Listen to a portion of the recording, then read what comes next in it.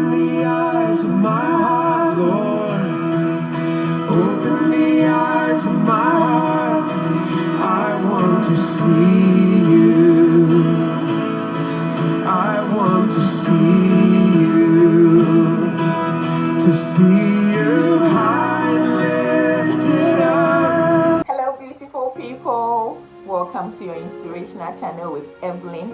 Today is also another video with a question. Why do we attract emotionally unstable people? Why do we get involved with emotionally unstable people? Please, if today is the first time you are coming to this channel, please subscribe to be part of this family. It's free to subscribe and press the notification bell as well, so that whenever we upload a new video, you'll be first to know. God bless you all, my loyal subscribers. I really do appreciate all your support. Stay blessed. So, why do we choose emotionally unstable people as partners?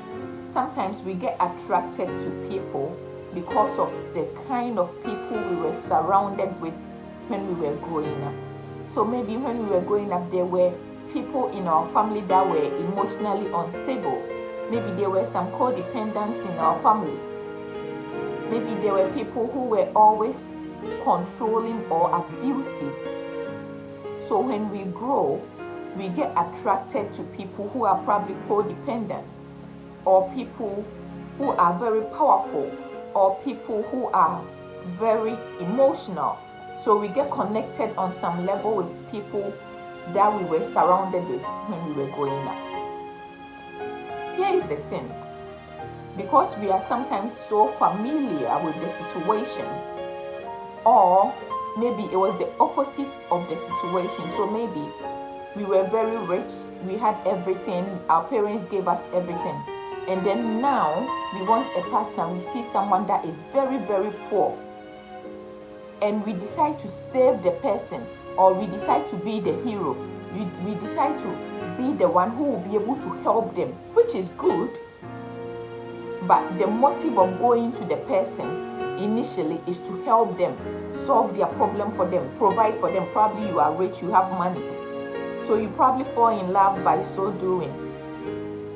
And you don't get the chance to know them for who they are, study them, know their core values, know their principles. Does it align with yours, their religion? So maybe we fall in love in an attempt of helping others, or we fall in love because we are so codependent and the person looks like a right fit to fill our emptiness. Sometimes we choose a person who is emotionally unstable because we see the good in people.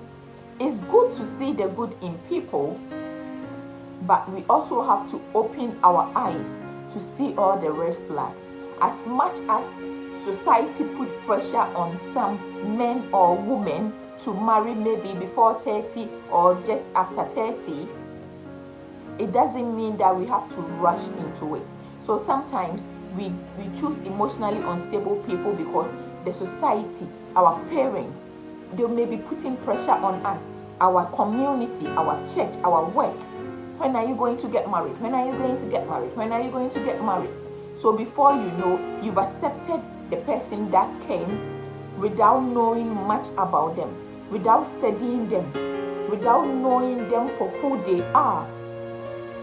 And sometimes we feel like maybe we will change them. If we marry them, then we will change them. During the relationship, we will change them. So we ignore all the red flags and accept them. But it doesn't work like that.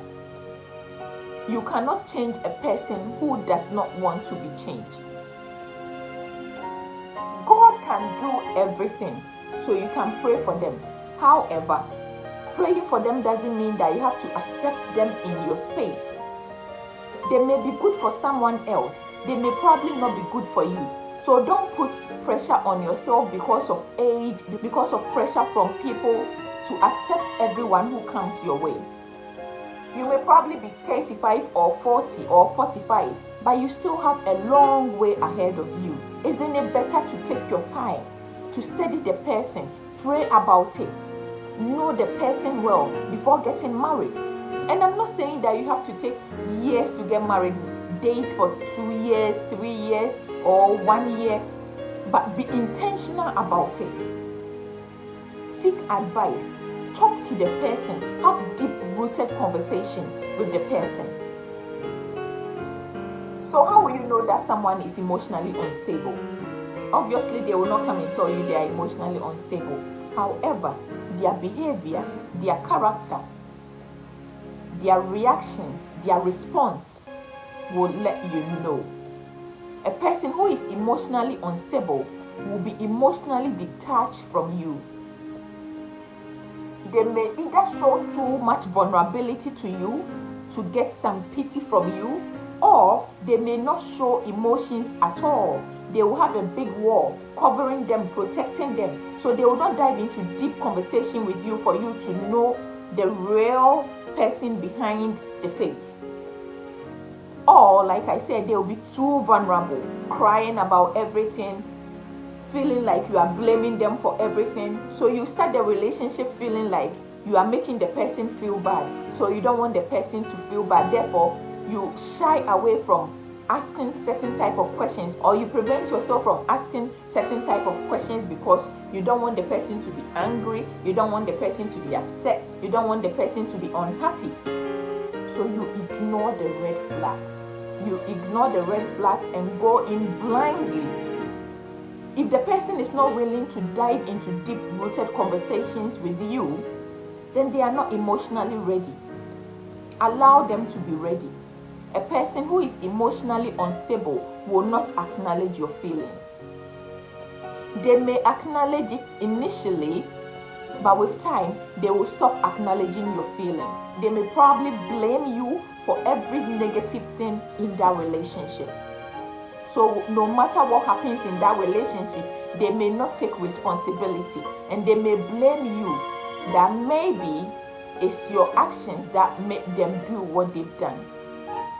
So somebody who is emotionally unstable will go like, I'm sorry for A and B, but your actions make me do that. I did that because of what you said or did not do. So they can't take responsibility. They always have an excuse for doing something bad. That is a sign that the person is emotionally unstable. A person who is emotionally unstable will also hide a lot of things from you, because they probably feel like you may not be able to trust them. So they will shy away from certain topics. There will be some topics that are no-go zone. You can't talk about those things. Why? Because they are still carrying wounds. They are emotionally unstable. They cannot open up. Don't ignore those flags.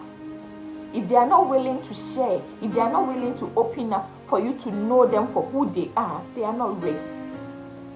Don't push them into marriage and suffer for the rest of your life. So how do you stop yourself from attracting emotionally unstable person? You have to love yourself. Know that no matter your age, no matter what is going on, no matter the pressure from society, it's not worth putting yourself in bondage. Love yourself, treat yourself well, accept yourself, read the Bible, and pray. Don't rush into marriage. Marriage is not a race. Some people marry and less than 6 months they divorce. Some people marry for a decade or two and they divorce. Marriage is not a race, and nobody is wishing that anybody would divorce whatsoever. But don't rush into it. Take your time. Love yourself so that you'll be able to share the same love with the person. Don't rush. Make sure that you are ready financially, spiritually, physically, and psychologically. Read books about emotionally unstable people so that you know them when you see them. The signs will show you.